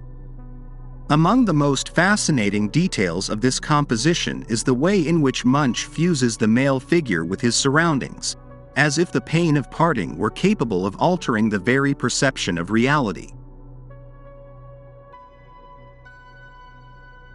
Number 17. The Sun, Oil, 1912. At the beginning of the 20th century, Edvard Munch explored new ways of depicting the vital energy of nature through color and light, moving away from the melancholy that dominated many of his previous works. The Sun, created in 1912 AD, is one of the most monumental pieces in his oeuvre, characterized by a vibrant and expansive composition that captures the radiant force of the star at its finest. Inspired by symbolism and the connection between humanity and nature, Munch designed this work as part of a series of murals for the University of Oslo, reflecting the idea of the sun as a source of knowledge, creation, and renewal. The painting shows a burst of golden light emanating from the center of the canvas, radiating outwards with dynamic brushstrokes and a masterful use of warm tones. On a technical level, the Sun demonstrates Munch's skill in the application of vibrant colors and the fragmentation of light into multiple shades, an approach reminiscent of certain influences of post-impressionism but with a unique expressive and emotional charge. The work is distinguished by the intensity of its chromatic palette, with shades of yellow, orange, and red that contrast with the blue background, creating a striking visual drama. The rough texture of the paint and the broad, energetic brushstrokes reinforce the sensation of movement, giving the work an almost cosmic quality. Unlike many of his previous paintings, where existentialism and anguish predominated, here Munch presents a more optimistic, almost spiritual vision of the connection between human beings and nature and the universe. Within Munch's career, the Sun occupies a key place, not only for being one of his most ambitious works in terms of scale and technique, but also for its impact on the perception of his art in Norway and the world. It was one of the main pieces in his decorative series for the University of Oslo, which consolidated his recognition as an artist of national importance. Furthermore, this approach towards a more abstract representation of nature and energy anticipated the evolution of European Expressionism in the following decades. The painting is still admired for its visual intensity and for the way in which Munch managed to capture on a single canvas the essence of the sun as the primordial source of life, knowledge, and power. Number 16. Night on Karl Johan Street, 1892. In 1892 AD, Edvard Munch created Night on Karl Johan's Gate, one of his most disturbing and psychologically dense works, framed within the period when he was developing his characteristic expressionist style. The painting captures a night scene on the most important street in Oslo, Karl Johan's Gate, but far from being a costume-based representation, Munch transforms the urban space into a scene of oppression and anxiety. A group of figures walk towards the viewer, with expressionless and empty faces that evoke a feeling of alienation. In the background, the lights and shadows of the city mix in a hazy and suffocating atmosphere, emphasizing the isolation and anguish of modern life in the 19th century. The use of color and composition in this work reflects an absolute mastery in the manipulation of psychological perspective. The palette is composed of dark, muted tones, with shades of deep blue, black, and gray, which reinforce the feeling of emotional heaviness. The figures are arranged in a closed composition, with monochromatic faces and fixed gazes, generating a feeling of oppression. Munch also employs diagonal lines that lead the eye towards the crowd, creating an effect of immersion in the state of anxiety conveyed by the scene. Unlike Impressionist painting, which often glorified urban life, Munch transforms the city into a space of hopelessness and disorientation, anticipating the existential concerns that would mark 20th century art. Not only is this painting pivotal in the evolution of Munch's art, but it is also considered one of the earliest manifestations of the existential angst that would come to define Expressionism. At the same time he created this work, Munch was facing deep personal crises, which influenced his exploration of fear, loneliness, and alienation. Night on Karl Johan Street prefigures his most iconic work, The Scream, by sharing an intense emotional charge and a visual approach that blurs reality. The work remains striking because it manages to condense into a single image the feeling of helplessness in the midst of a crowd, a sentiment that has remained relevant throughout generations. Number 15. Starry Night, 1893. Throughout the 19th century, Western art underwent a radical transformation in its depiction of reality and human emotions. In 1893 AD, Edvard Munch created Starry Night, one of his most atmospheric and evocative works, where the night landscape becomes a reflection of the human psyche. Unlike Vincent van Gogh's famous painting of the same name, Munch does not seek to capture the dynamism of the sky, but rather to convey a sense of melancholy and contemplation through the interplay between darkness and light. The scene shows a deep, blue sky, streaked with stars that seem to float in a dreamlike atmosphere, while an aquatic landscape reinforces the feeling of immensity and solitude. In terms of technique, the work stands out for its expressive use of color and simplification of forms, which gives the scene an almost metaphysical character. Dark tones predominate in the composition, with shades of blue, black, and gray that convey a disturbing serenity. The brushstrokes are fluid and suggest subtle movement, as if nature were in a state of suspension. The composition is divided into three planes: the starry sky, the horizon line, and the surface of the water, creating a visual harmony that guides the viewer towards deep introspection. Munch uses starlight not as a realistic element, but as a symbol of the distance between humans and the cosmos, a recurring theme in his work. In Munch's career, Starry Night is a key piece in his exploration of nature as a reflection of emotional state. In this period, the artist increasingly moved away from the literal representation of reality, adopting a more symbolic and subjective approach. The work anticipates the evolution of expressionism by focusing on the transmission of feelings through atmosphere and color, rather than a detailed representation of the environment. The painting remains relevant for its ability to capture the melancholy and mystery of the night, establishing a bridge between late Impressionism and 20th century abstraction. Number 14. Self-Portrait with Burning Cigarette, 1895. In 1895 AD, Edvard Munch created Self-Portrait with Burning Cigarette, a work in which his face emerges from the shadows, barely illuminated by a flash of ghostly light that highlights his angular features. Painted at the height of the rise of symbolism and nascent expressionism, this portrait is not a simple representation of his physical image, but a visual introspection on his identity and emotional fragility.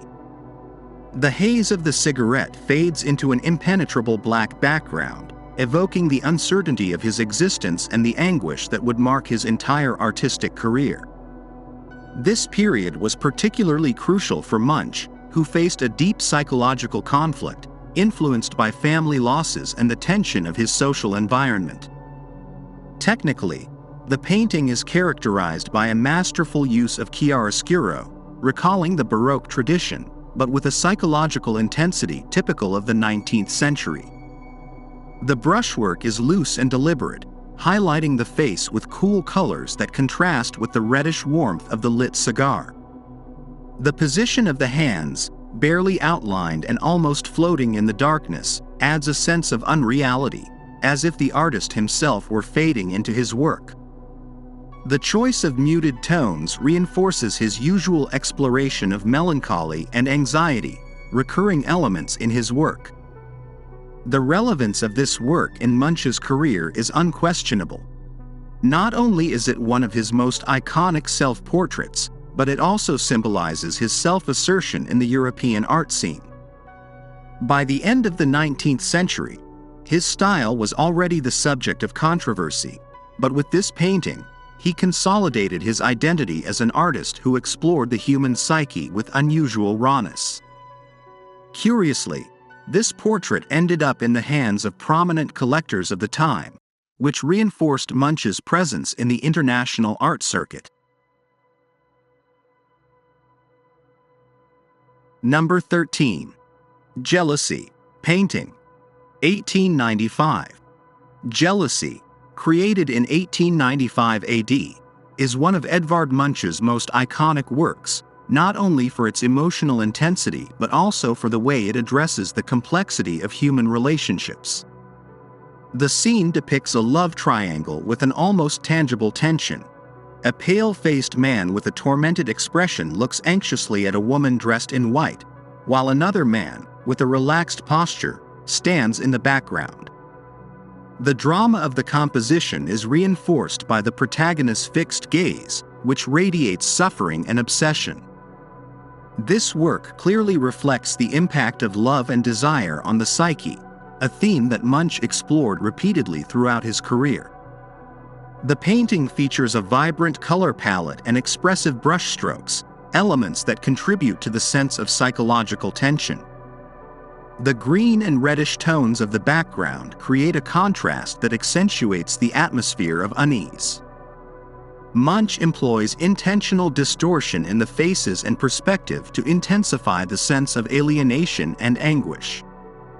The female figure, in particular, appears ethereal and distant, like an unattainable object of desire, while the protagonist is immersed in a state of internal torment. This technique reinforces the sense of morbid jealousy that consumes the central character. The work is set at a key moment in Munch's artistic evolution, when his series on love and despair was reaching maturity.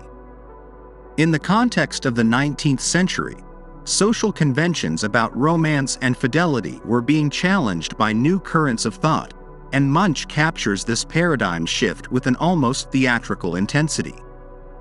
The painting has been the subject of multiple interpretations over time, some associating it with his personal experiences and others seeing it as a universal metaphor for the struggle between desire and possession. It is said that its inspiration may have arisen from his own emotional conflicts, although as in many of his works, ambiguity remains part of its power. Number 12. The Girls on the Bridge. 1901.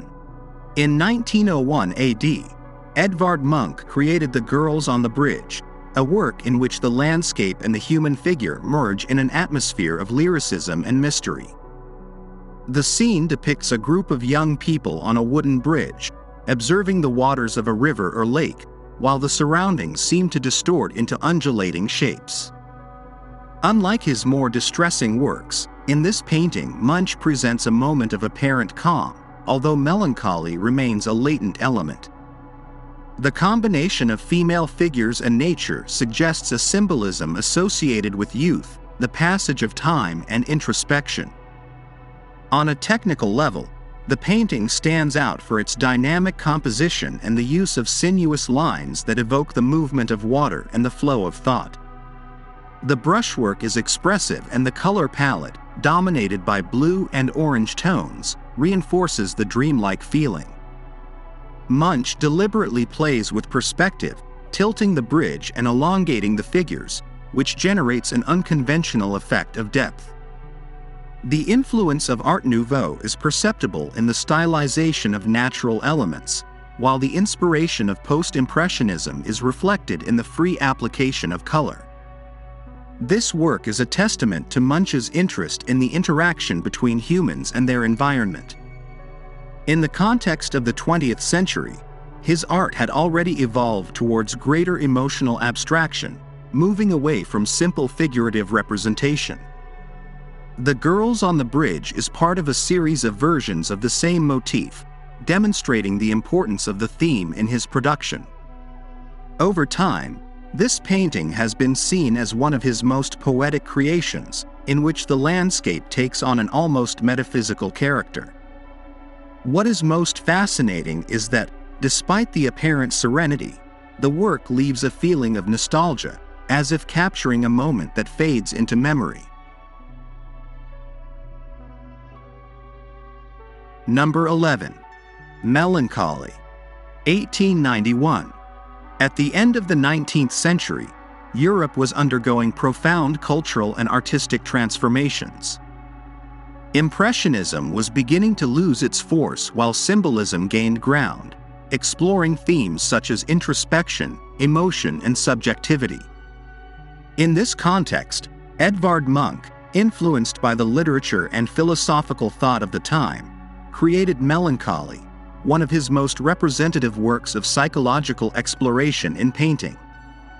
This piece not only reflects the feelings of his generation, but also anticipates Expressionism, a movement that would mark the 20th century. In it, sadness and loneliness are palpable, manifesting themselves through a carefully studied composition and a palette of cold and somber colors. The painting depicts a male figure with his face resting on one hand, in a gesture of deep introspection. His blank expression and lost gaze convey a sense of existential anguish. In the background, a coastal landscape can be seen, a recurring motif in Munch's work. Blue and green tones predominate, emphasizing the feeling of isolation and hopelessness. The loose brushwork and simplified forms reveal the artist's intention to capture emotions rather than realistic details. With this technique, Munch demonstrates his ability to capture psychological states through color and shape, elements that would define his personal style in the following years. Melancholia marks a crucial point in Munch's career, as it already reveals his interest in the internal conflicts of human beings. The work was inspired, in part, by the life of his friend Joppe Nilsson, who was going through a love crisis. Through painting, Munch achieves a fusion between the personal and the universal, making the viewer empathize with the feeling of desolation depicted. This piece also anticipates his iconic series The Frieze of Life, in which he would explore themes such as love, anxiety, and death in greater depth.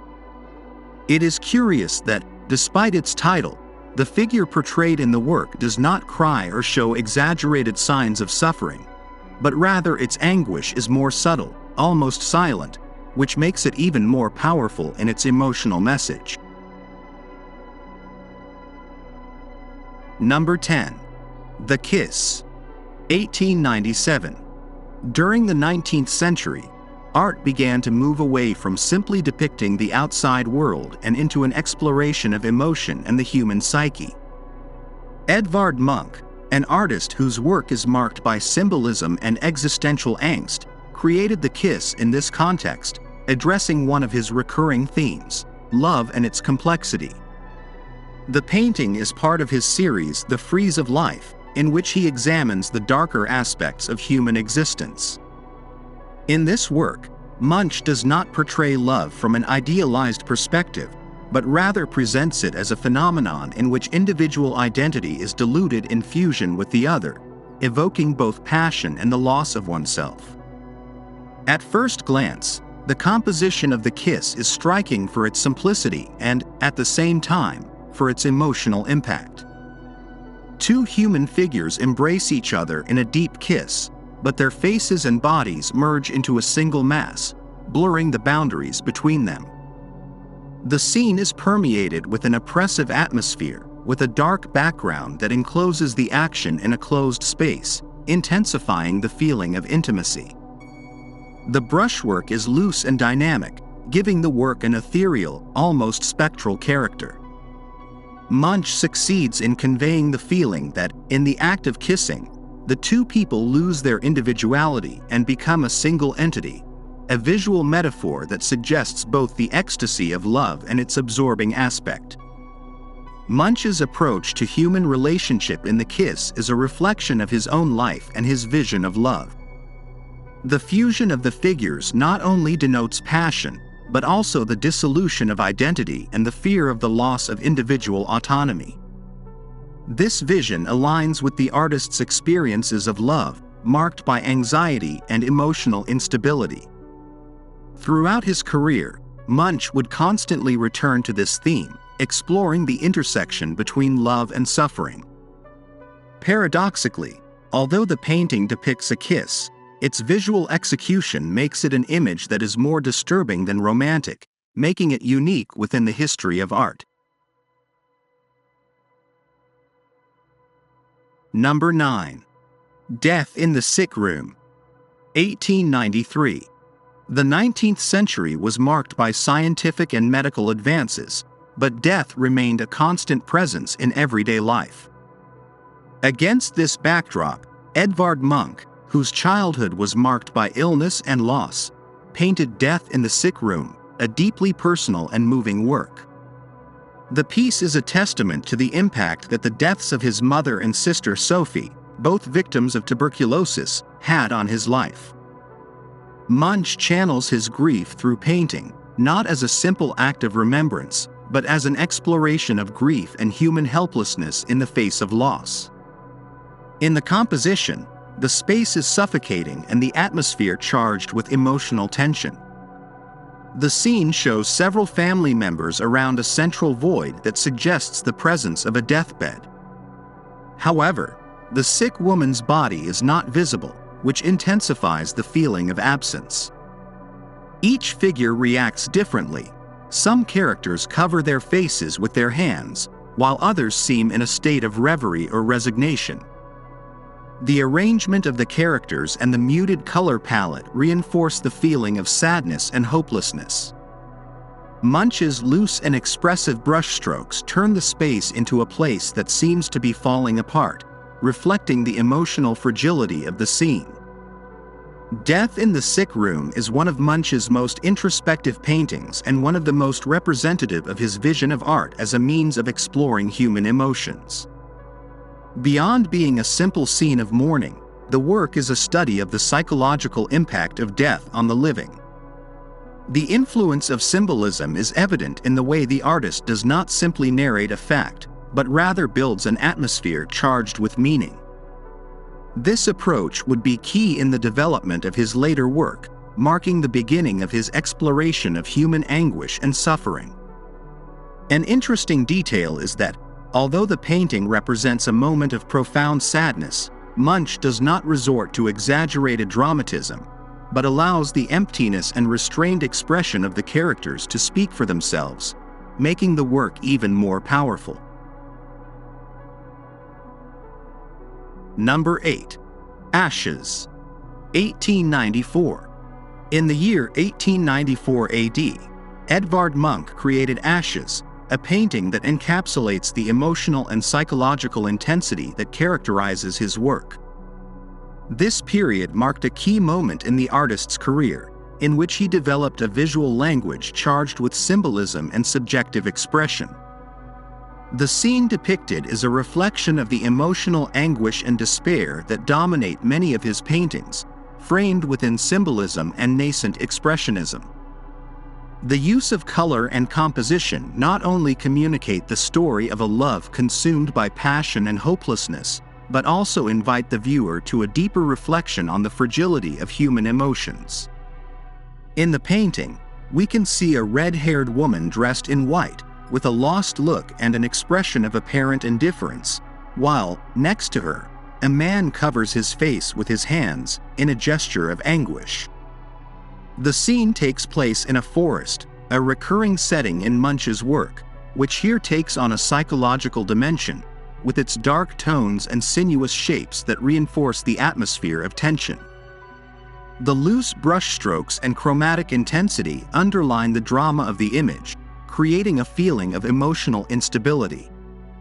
The symbolism of the woman's red hair and white clothing refer to the idea of temptation and lost innocence, fundamental elements within the artist's pictorial universe. This painting not only reflects Munch's personal experiences, especially in relation to his complex love relationships, but also engages with an artistic movement that explored existential anxiety and human vulnerability. Ashes is one of the painter's most emblematic works, combining his exploration of love, despair, and melancholy with a composition charged with psychological tension. The way in which the artist manages to transform an apparently everyday scene into an emotional whirlwind demonstrates his mastery in the representation of the human soul. Number 7. Anxiety. 1894. In 1894 AD, Edvard Munch painted Anxiety, a work in which he captured the feeling of collective anguish with a visual intensity that only he could achieve. The painting is an extension of the emotional universe developed in the scream, but in this case, the despair is not found in a single individual, but in a group of figures who seem to share a state of deep restlessness. This piece is a manifestation of the spirit of the 19th century, in which modernity brought with it both advances and a sense of alienation and existential crisis. Munch, influenced by his personal experiences and his perception of the world, captured this feeling with an unmatched visual force. The work presents a group of people walking towards the viewer, their faces marked by an inexplicable anguish. Their empty eyes and rigid expressions suggest an inner despair, as if they all share the same grim fate.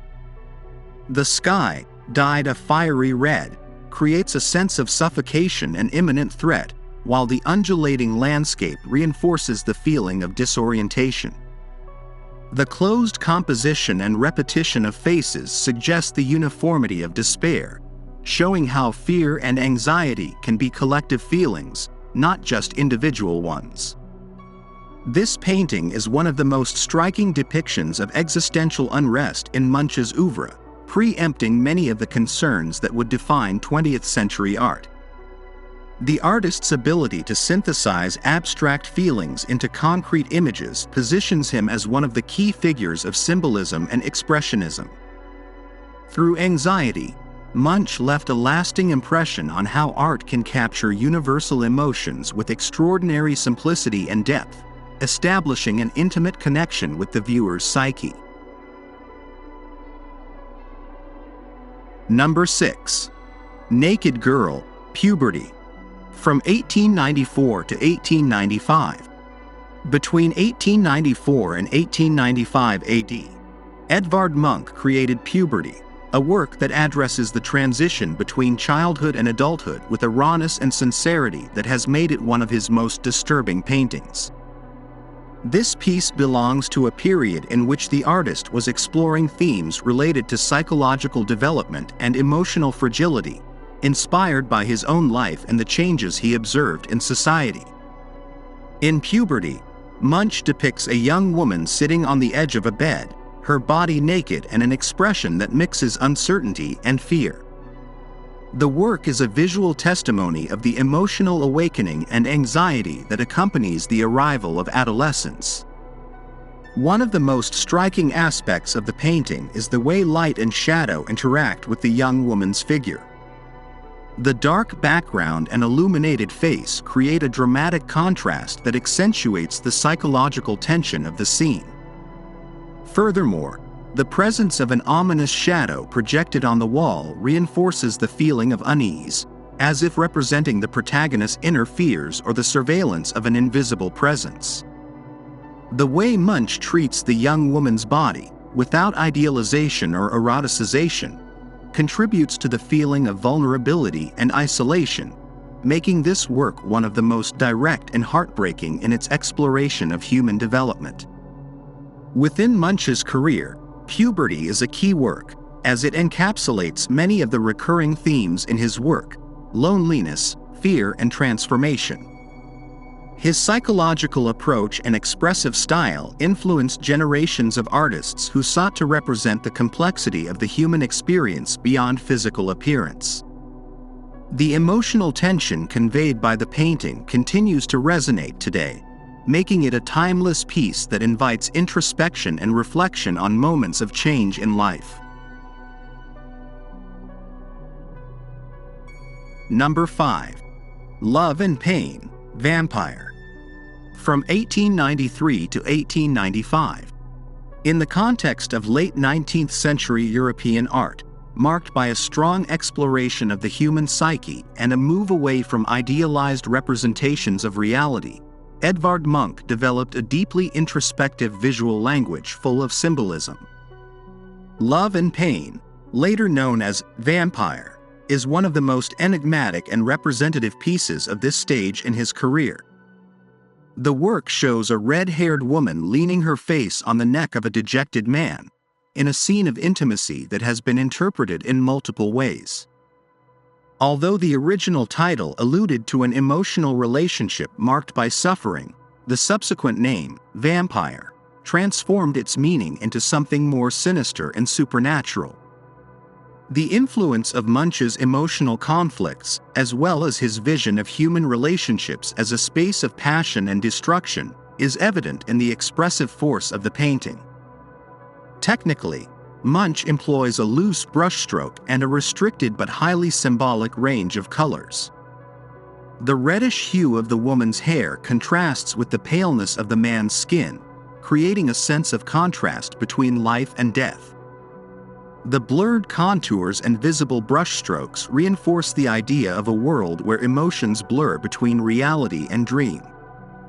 The technique of Impressionism and Post-Impressionism influenced his use of color and light, but Munch went further, incorporating a drama that anticipated 20th century Expressionism, a movement that would find a source of inspiration in his work.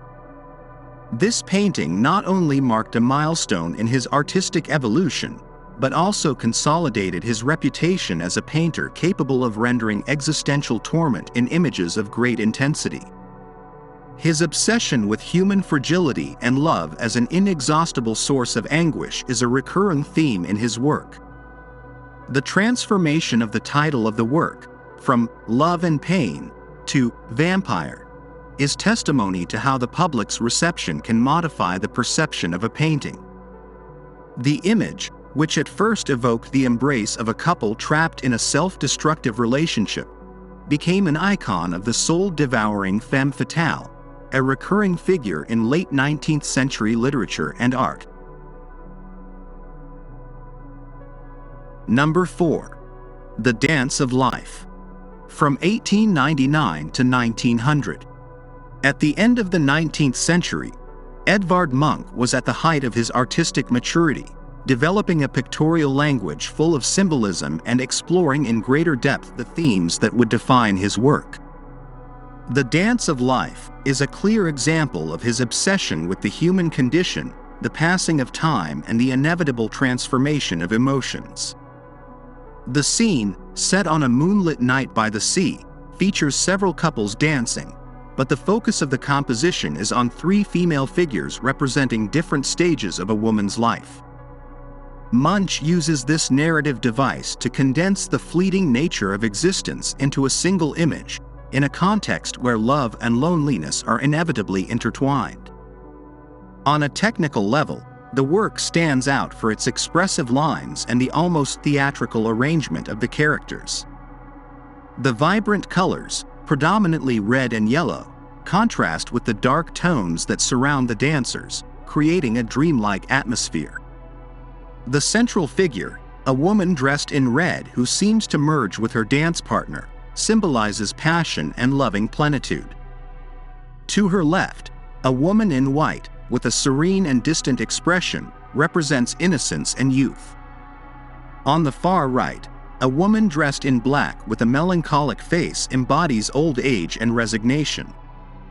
This compositional structure gives the work a cyclical character, suggesting that life passes in a constant movement of encounters and farewells. The Dance of Life is part of the series, The Frieze of Life, a set of works in which Munch expressed his vision of human existence as a succession of moments marked by desire, anguish, and death. His interest in psychology, influenced by the thought of philosophers such as Friedrich Nietzsche and the emerging psychoanalytic theories of the 19th century, led him to represent emotions in a way that transcended visible reality. This painting, in particular, became one of his most representative works, as it encapsulates his tragic and passionate look at human destiny. The repetition of the moon in several of his works suggests a cyclical and eternal element, reinforcing the idea that the dance of life never stops. Number 3. The Sick Child. From 1885 to 1886. In the context of late 19th century Norway, marked by a transition between tradition and modernity, Edvard Munch began to intensely explore his childhood memories and the feelings of loss that accompanied him throughout his life. The Sick Child is one of his first masterpieces and one of his most personal, as it is inspired by the death of his sister Sophie from tuberculosis when he was only 14 years old. The painting is a testimony to the pain of loss, a recurring theme in his work, and a turning point in his artistic development, as it represents a distancing from academic painting and an approach to the subjective exploration of reality. The technique used in this work is of great importance in his career. Munch uses loose, fragmented brushstrokes, with an almost rough texture that reflects the fragility of the moment depicted. The muted colors and sober composition reinforce the feeling of grief and hopelessness. The central figure, a pale-skinned girl with an absent gaze, seems to cling to life while an older woman, possibly her mother, bows her head in a gesture of resignation. The scene is not only a representation of illness, but also of human helplessness in the face of death, a theme that Munch would explore repeatedly in his later works. This painting was met with harsh criticism when it was first presented, due to its unconventional style and overwhelming emotional charge. However, over time, it became one of his most valued works, precisely because of its ability to convey pain with raw, unpretentious sincerity. The Sick Child marked a before and after in Munch's career, consolidating him as an artist who was not afraid to capture the deepest and most traumatic emotions on his canvases. The artist's insistence on revisiting this scene in multiple versions throughout his life shows that, beyond being an artistic theme, it was an emotional wound that never fully healed. Number 2. Madonna. From 1894 to 1895. Within Edvard Munch's oeuvre, Madonna occupies a special place, not only for its technical execution, but for its powerful symbolic charge and its reinterpretation of one of the most iconic images of Christian art. Created between 1894 and 1895, at the height of the symbolism movement, this work challenges the traditional representation of the Virgin Mary, replacing idealized purity with a disturbing and sensual vision of the sacred. At a time when Victorian morality imposed strict rules on the body and sexuality, Munch introduces an image of the woman that is at once divine and carnal, mystical and erotic, reflecting his ambiguous vision of femininity. Technically, Madonna is a testament to Munch's masterful use of color and composition. The female figure, in a trance-like state, is immersed in a dark, undefined background that emphasizes her ethereal presence. The curve of her body, her bent face and her ecstatic expression evoke a moment of ecstasy that challenges the boundaries between devotion and desire. The reddish tones surrounding her figure and the irregular halo reinforce the idea of an ambiguous sacredness, where sensuality is not excluded but integrated into the divine.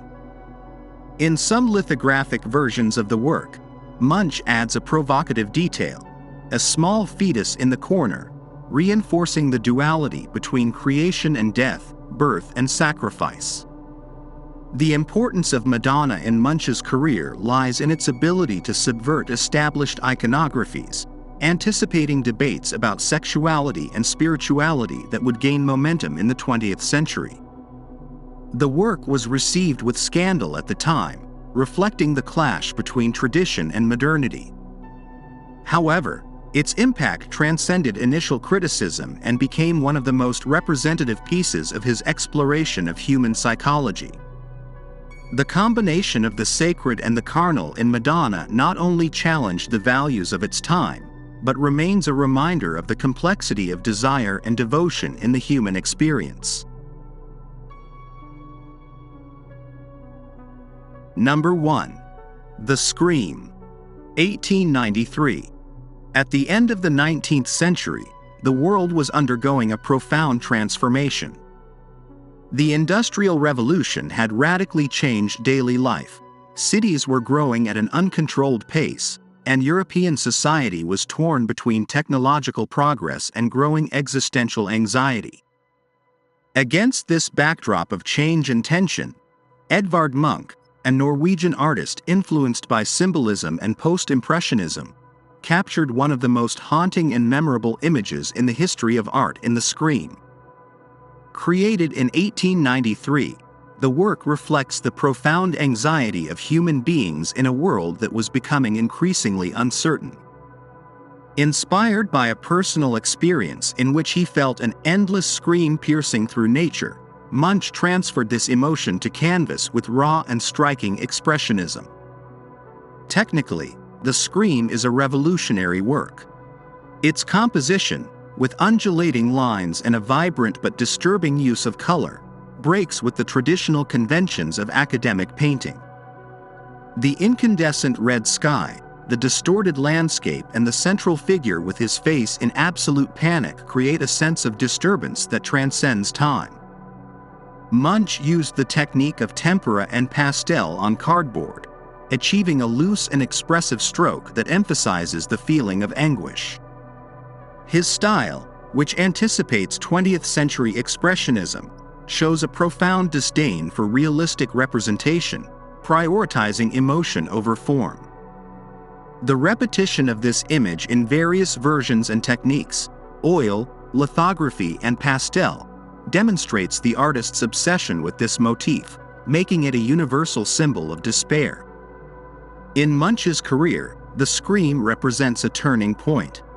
Its exploration of psychological states and its departure from traditional beauty paved the way for later movements such as German Expressionism.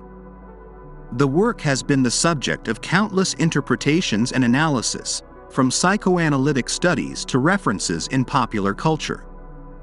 Stolen on more than one occasion and recovered after complex investigations, its history has only helped to consolidate its mythical aura.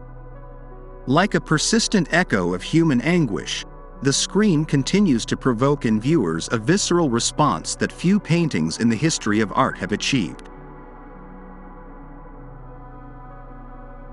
Thank you for watching our video.